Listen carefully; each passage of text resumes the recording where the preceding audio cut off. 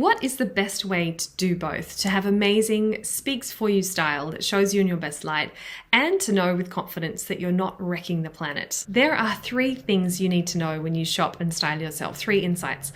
And in this video, I give you each one so that the very next time you shop or make style choices, you'll know what to do.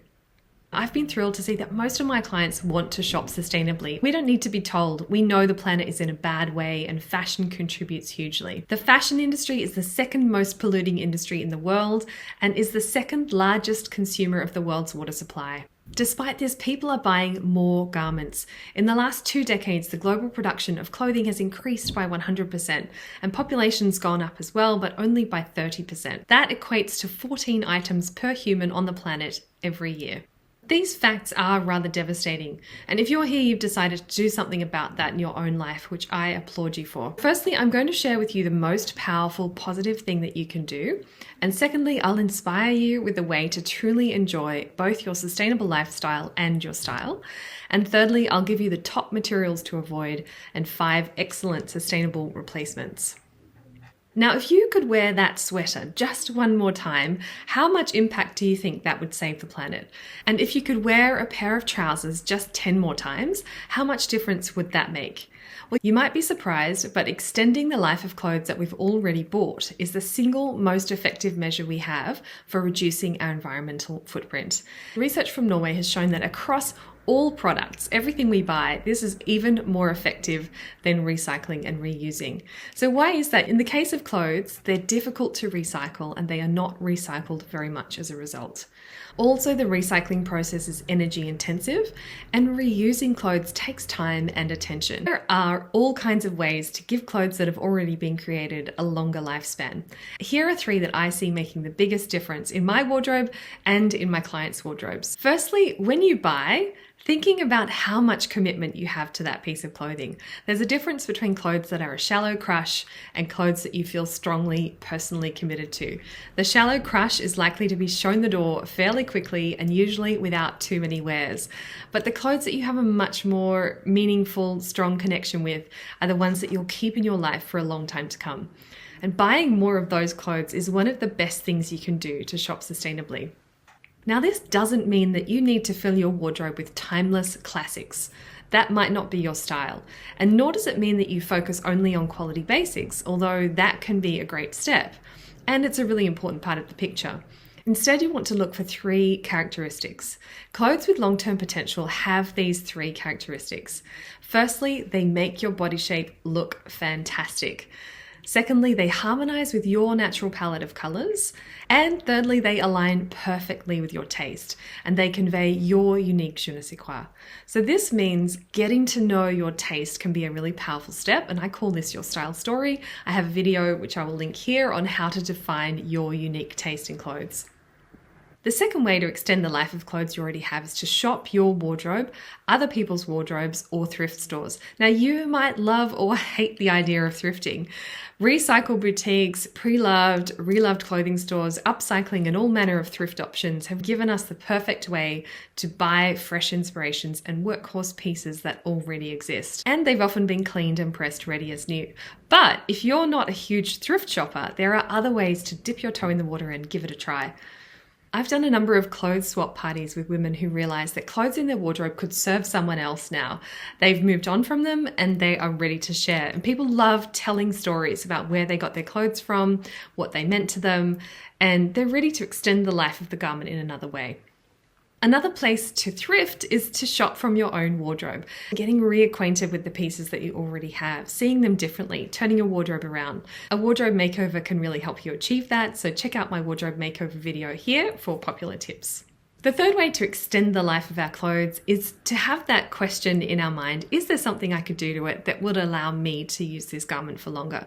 And that might be a slight alteration that would help you to see it differently and use it differently. Perhaps it is persevering with that stain that has been really hard to get out.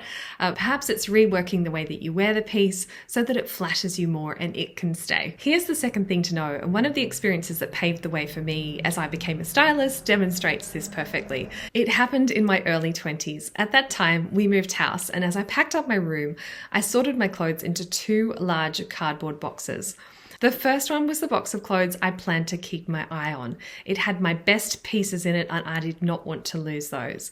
And the second box was where I put everything else. And as I sorted these boxes through, I noticed that the boxes were filling at about the same rate. And by the end, I had just as many average or okay pieces as I had my best pieces that I didn't want to get out of my sight. And that's when I peered into this second box and realized I didn't feel excited about any of those pieces. In fact, I would be really okay if they didn't even make it to the next house. And then the shock hit me of how much money I had spent on those clothes and what a waste it was that I actually didn't care if they were in my wardrobe or not. I wanted to waste less going forward, and I didn't have all the skills and the insights I needed at that point to make a perfect go of it, but I can say now I have a fantastic collection that works perfectly for me and I rarely need to shop.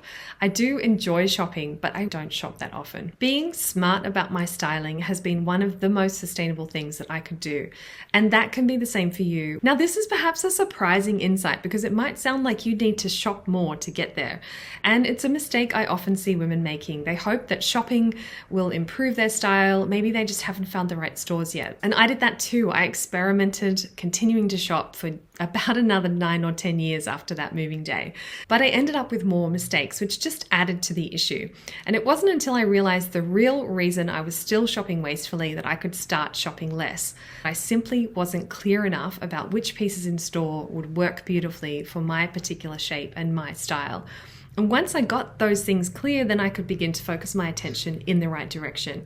And that's when I started to get my pieces working so well for me, showing me in my best light and feeling fantastic to wear. Once you have that collection that works beautifully for you, a few exciting things begin to happen. And I've seen this for myself and for my clients.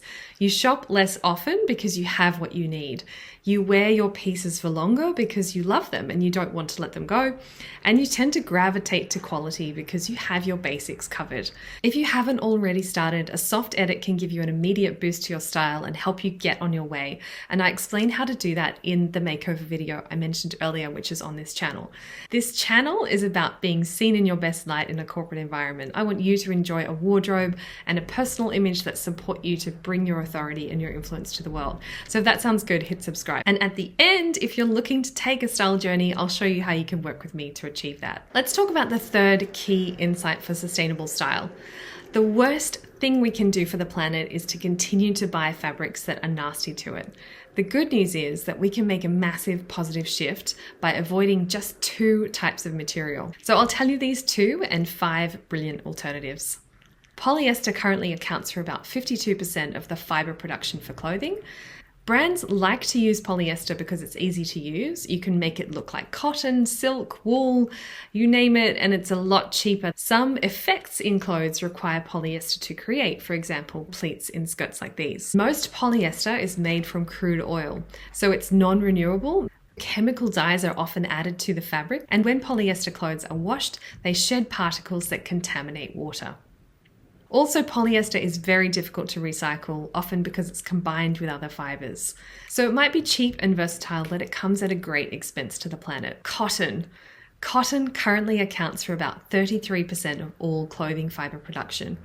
We might think cotton is natural, so what could possibly be wrong with it? It's popular as a material because it's washable, breathable, absorbent, and strong. And like polyester, it's versatile. It can be made into everything from jeans to jerseys, and it also mixes well with other fibers to create unique fabric blends. But it is water thirsty. The production of a single t-shirt requires enough water to sustain a person for 3 years, and cotton uses so much water, in fact, that it contributed greatly to the shrinking of the Aral Sea in Central Asia to 10% of its original size. Cotton production also significantly degrades the quality of the soil where it's grown. However, organic cotton is generally less environmentally destructive, primarily because it doesn't use pesticides. But on the whole, the water use is so huge that it's best to avoid cotton altogether. So what can you buy instead? Well, there are 5 great alternatives. The first one is linen.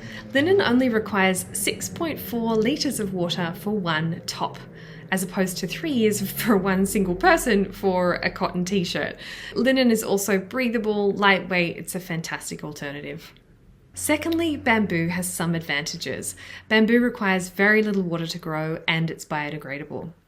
And then we have organic hemp, which we don't see a lot of in store, but it's strong, breathable, lightweight, and very light in its environmental footprint. The fourth one is lyocell, which is marketed as Tencel, and it's semi-synthetic, but almost all of it is recyclable, 99.5%, and it saves up to 80% of water compared to cotton. And the fifth alternative, if you're looking for something that feels like polyester, is EcoVero Viscose, which has 50% less water impact. No doubt you're a street smart kind of woman and you want to be smart about this practice. There is one frustrating fact about the fashion industry that is super annoying to say the least when you are trying to style yourself sustainably, and that is greenwashing. 3 things to do. Avoid buying clothes which are advertised using words like eco-friendly or green or sustainable. It's too vague and most likely that brand has a low commitment behind it to environmental practices. You can guarantee if they were putting the effort in, they'd be shouting about it. Watch out for fast fashion clues, which include frequent turnover of their clothing collections and extremely low discounting. Thirdly, ditch brands that don't have a high sustainability rating. I use the Tier Fund Ethical Fashion Report to understand a brand's overall responsibility in this area, environmental management, but also worker empowerment, management of their supply chain, etc. I'll provide a link to the 22 report, which is the latest one at the time I'm recording this.